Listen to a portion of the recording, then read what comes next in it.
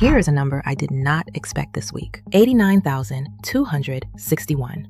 That is how many young people in England got their first dose of the meningitis B vaccine in just 12 days at the end of July, by the National Health Service's own count. And here's the part that makes it a story instead of a statistic. They did not get it at a doctor's office or a school clinic.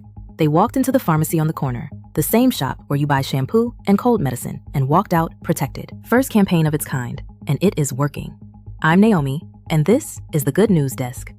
The model is the clever part, so let me show you the machinery. More than 8,200 pharmacies signed up to give the shot. Think about what a pharmacy is. It is on the high street you already walk down. It stays open into the evening, and it does not ask you to book an appointment 3 weeks out. The NHS lets 17 and 18-year-olds book through its national system, and everyone else could simply contact a participating chemist. Week 1 alone, July 20th to the 27th, logged around 135,000 bookings. Public Health did not wait for young people to come to the clinic. It moved the clinic to where young people already are, and the line formed almost overnight. Now the why, and it is sober, so I will say it plainly and once. This campaign exists because of Kent. In March, a meningitis outbreak moved through students and young people there. 21 cases by the end of the month, and 2 deaths, a 21-year-old university student and an 18-year-old pupil.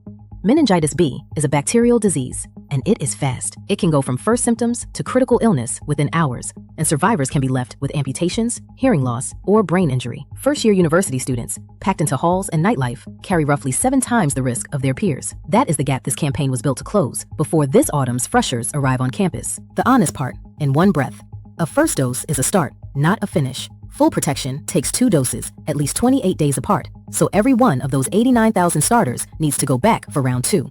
And about 1 million young people are eligible for this catch-up, which by my arithmetic means roughly 900,000 have not started yet. The NHS Director of Vaccination, Caroline Temmick, called this, quote, a great start. And that is exactly the right phrase. A start. The campaign has the stock, her words, to vaccinate everyone eligible. The job now is finishing what the first 12 days began. So here is what I am keeping from tonight. Somewhere in England this week, a teenager picked up toothpaste, a meal deal, and immunity to a disease that kills students, all in the same 10 minutes. No waiting room, no permission slip, no 3-week wait. 89,000 of them in 12 days, because someone finally put the vaccine where the people are.